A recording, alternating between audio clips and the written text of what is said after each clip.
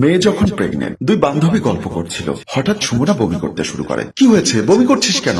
আমি প্রেগনেন্ট। কি, তুই প্রেগনেন্ট? তুই প্রেগনেন্ট হলি কি করে? তুই আমার সাথে যা যা করেছিস তাতেই আমি প্রেগনেন্ট হয়ে গেছি। কি করে বুঝলি যে তুই প্রেগনেন্ট হয়েছিস? ডাক্তারের কাছে গিয়েছিলাম, ডাক্তার পরীক্ষা করার পর বলেছে আমি প্রেগনেন্ট হয়েছি।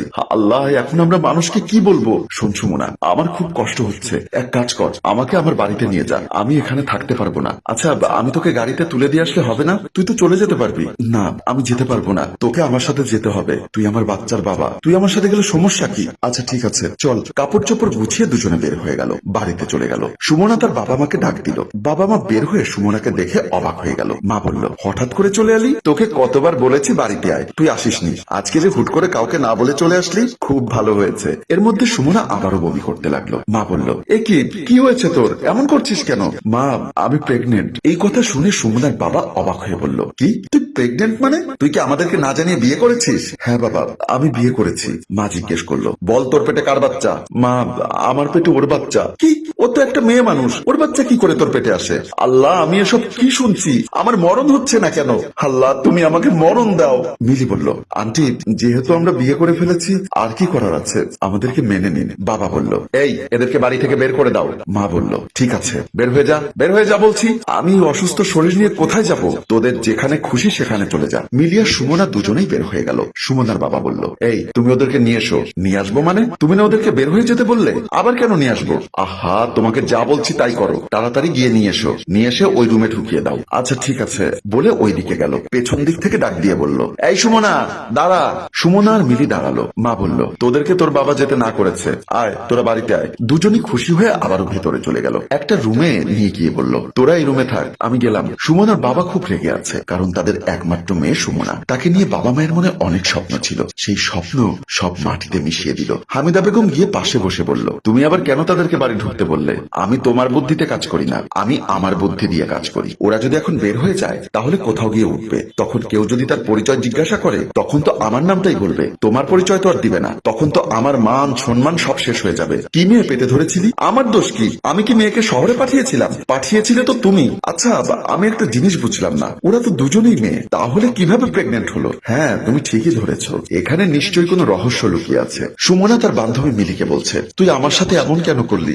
এখন আমার যে কি কষ্ট হচ্ছে সেটা শুধু আমি জানি। আরে এরকম যে একটা কাজ হবে আমি জীবনেও কল্পনা করতে পারিনি। একটা কাজ কর, তুই আমাকে ডাক্তারের কাছে নিয়ে যা, আমার খুব খারাপ লাগছে। আচ্ছা ঠিক আছে চল, তবে একটা কথা ডাক্তারকে বলিস না, আমি যে তোকে প্রেগনেন্ট করে দিয়েছি এই কথাটা কিন্তু তুই ডাক্তারের কাছে বলিস না। আচ্ছা ঠিক আছে, বলবো না আমি। চল, আমাকে ডাক্তারের কাছে নিয়ে চল। সুমনা মিলিকে ডাক্তারের কাছে নিয়ে গেল। মিলি আকাশের সাথে দেখা করে বলল, শোনো, তুমি আমাকে তাড়াতাড়ি বিয়ে করে ফেলো, আমি সুমনাকে রেখে এসেছি। তুই সুমনাকে প্রেগনেন্ট করে এখন আমার কাছে এসেছিস আমাকে বিয়ে করতে? কদিন পর দেখা যাবে তুই আমাকেও প্রেগনেন্ট করে দিয়েছিস, তখন আমি কোথায় যাব? তুমি কি আমার সাথে ইয়ার কি করছো? আমি একটা মেয়ে হয়ে আর একটা মেয়েকে আমি কিভাবে প্রেগনেন্ট করব? তাহলে সুমনার পেটে বাচ্চা আসলো কোথা থেকে এসেছে আমি কি করে জানি? হয়তো সে কোনো ছেলের সাথে রিলেশন করেছে এবং তার সাথে ডেটিং করেছে, তাই বাচ্চা হয়ে গেছে। শোনো, তুমি এখন ওর কথা বাদ দিয়ে আমাকে নিয়ে ভাবো, আমাকে কখন বিয়ে করবে বলো? আমি তোমাকে বিয়ে করতে পারবো না, কারণ তোমাকে আমি ভয় পাই। তাহলে তুমি আমাকে কথা দিয়েছিলে কেন? কথা দিয়েছি তো কি হয়েছে, এখন অন্য কাউকে বিয়ে করে নে। আমি গেলাম। সুমনার বাবা আর মা দুজনেই সুমনাকে নিয়ে খুব টেনশনে আছে। এর মধ্যে সুমনা গিয়ে কান্নাকাটি করা শুরু করে দিয়েছে। মা জিজ্ঞাসা করলো, কিরে কি হয়েছে, কান্নাকাটি করছিস কেন? মা, আমার সব শেষ হয়ে গেছে, আমার বাচ্চার বাবা আমাকে রেখে পালিয়ে গেছে। কিভাবে, কোথায় পালিয়ে গেছে? সে আমাকে ডাক্তারের কাছে নিয়ে গিয়েছিল, আমাকে ডাক্তারের চেম্বারে বসিয়ে রেখে বলল একটু বাইরে যাবে, যাওয়ার পর আর আসেনি। এখন সে তার মোবাইলটা বন্ধ করে রেখেছে। বাবা বলল, খুব ভালো হয়েছে, একটা আপদ বিদায় হয়ে গেছে। বাবা, তুমি এসব কি বলছো? তোমার মেয়ের সংসার ভেঙে গেছে আর তুমি খুশি হয়ে গেছো? হ্যাঁ, অনেক খুশি হয়েছি। তোর মাথার উপর যদি একটা ঠাডা পড়তো তাহলে আমি আরো বেশি খুশি হতাম। বাবা, তুমি আমাকে মরার জন্য অভিশাপ দিচ্ছ? তুমি কি বাপ নাকি অন্য কিছু? মা ধমক দিয়ে বলল, চুপ বেয়াদব, তোকে জন্ম দিয়ে আমরা ভুল করেছি, তুই এক্ষুনি গিয়ে পেটের বাচ্চা নষ্ট করে দিয়ে আয়। না মা, এটা কখনো সম্ভব না, আমার স্বামী না থাকলেও আমি আমার বাচ্চার কোনো ক্ষতি হতে দিব না। মন চাইছে তোকে গলা টিপে মেরে ফেলি। মা, আমি এই বাড়িতে থাকবো না, তোমরা আমাকে মেরে ফেলবে। বাবা বলল, তুই কোথাও যেতে পারবি না। এই, আমি বাইরে গেলাম, তুমি একে চোখে চোখে রেখো। সুমনার বাবা বের হয়ে গেল। পাশের বাড়ির শিহাব নামের এক ছেলের সাথে দেখা হলো সুমনার বাবা খালেকের। কোথায় যাচ্ছেন আঙ্কেল? কোথায় যাচ্ছে জিজ্ঞেস করলে বলল, চাচা, সুমনা নাকি কোন একটা মেয়েকে বিয়ে করেছে, তাকে একটু দেখতে যাচ্ছি। কে বলেছে তোকে সব কথা? আমার মেয়ে কাউকে বিয়ে করেনি। চাচা, আপনার মেয়ে যা করেছে তা তো ভাইরাল সবার মুখে মুখে, আপনি না বললে কি হবে? আমার মেয়ে কিচ্ছু করেনি, আমার মেয়ে আমার বাড়িতেও নেই, তুই এখন চলে যা। ঠিক আছে চাচা, চলে যাচ্ছি, তবে আবার আসবো, তখন মানুষজন আরো বেশি করে নিয়ে আসবো। এই বলে শিহাব নামের ছেলেটা চলে গেল। খালেকার দোকানের দিকে না গিয়ে আবার বাসায় চলে গেল। বাসায় গিয়ে সোজা সুমনার রুমে গিয়ে সুমনার মাকে ডাক দিয়ে বলল, এই কোথায় তুমি? তোমার মেয়েকে সহ নিয়ে বের হও। সুমনাকে নিয়ে তার মা বের হয়ে আসলো। খালিক বলল, এই তোমার মেয়েকে হয় আমার বাড়ি থেকে বের হয়ে যেতে বলো, না হলে তার পেটের বাচ্চাকে নষ্ট করে ফেলতে বলো। আমি মানুষের অপমান আর সহ্য করতে পারছি না। আরে সবাই আমাকে ছিছি করছে, এই খবর পুরো এলাকায় ছড়িয়ে পড়েছে। কদিন পর মানুষ আমার মুখে থুথু নিক্ষেপ করবে। মা সুমনাকে বলল, সুমনা তুই যদি আমাদের ভালো চাস তাহলে তুই তোর পেটের ওই অবৈধ বাচ্চা নষ্ট করে দে।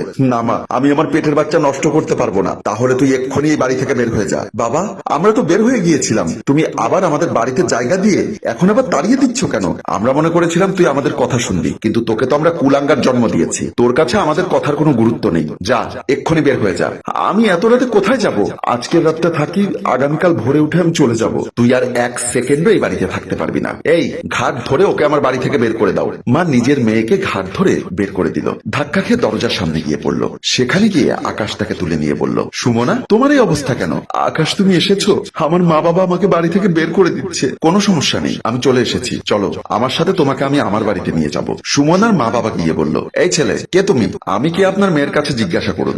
আমার বাচ্চার প্রকৃত বাবা হলো, আমরা গোপনে বিয়ে করেছিলাম। আমার বিয়ের ব্যাপারে তার ফ্যামিলিতে কেউ জানতো না। আমাকে সে নিষেধ করেছিল আমি যেন কথাটা কাউকে না বলি, তাই আমি কাউকে বলিনি। এমনকি আমার বান্ধবী মিলিও জানতো না যে আমি আকাশকে বিয়ে করেছি। আমি তার উপর দোষ চাপিয়ে দিয়েছিলাম। তুই আমাদেরকে কেন এসব কথা বলিসনি? বলিনি কারণ হলো আমি একটু দেখতে চেয়েছিলাম আমার জন্য তোমাদের মায়া কেমন। আজকে আমার ভাবতে খুব কষ্ট হচ্ছে কেন আমি তোমাদের ঘরে জন্ম নিলাম। যারা কিনা নিজের জন্মদাতা মেয়েকে গলা ধাক্কা দিয়ে বাড়ি থেকে বের করে দিতে পারে, তারা কখনো মানুষের কাতারে পড়ে না। মানছি আমি তোমাদের না জানিয়ে বিয়ে করে ভুল করেছি। ছেলেমেয়েরা ভুল করবে, এটাই স্বাভাবিক। আর ছেলে মেয়ের ভুল ক্ষমা করা বাবা মায়ের কর্তব্যের মধ্যে পড়ে। ঠিক আছে, তোমরা যা করেছো ভালোই করেছো। আমি আকাশের সাথে চলে যাচ্ছি। আমি বেঁচে থাকতে আমার এই মুখ আমি তোমাদেরকে আর দেখাবো না। মা তুই এসব কি বলছিস? তুই আমাদের একমাত্র মেয়ে, তুই ছাড়া আমাদের আর কেউ নেই। বাবা বলল, মারে আসলে আমার মাথা ঠিক ছিল না, তাই এমন ব্যবহার করেছি। আমি বাবা হয়ে তোর কাছে ক্ষমা চাচ্ছি, আমাদেরকে তুই ক্ষমা করে দে। আকাশ বলে উঠল, সুমনা বাবা মা তোমার কাছে ক্ষমা চাচ্ছে, তুমি যদি তাদেরকে ক্ষমা না করো তাহলে তোমার পাপ হবে। তুমি তাদেরকে ক্ষমা করে দাও। পরে সুমনা তার বাবা মাকে ক্ষমা করে দিল। বাবা মাও তাদেরকে মেনে নিল। সম্মানিত দর্শক, আমাদের এই গল্পটি যদি আপনাদের ভালো লেগে থাকে তাহলে লাইক, কমেন্ট এবং শেয়ার করে অন্যকে দেখার সুযোগ করে দিন। ধন্যবাদ। গল্পটির রচনা আইয়ুব মাহমুদ টেম্পু, পরিচালনায় রেজাউল কবির চৌধুরী এবং প্রযোজনায় FA নয়ন চৌধুরী।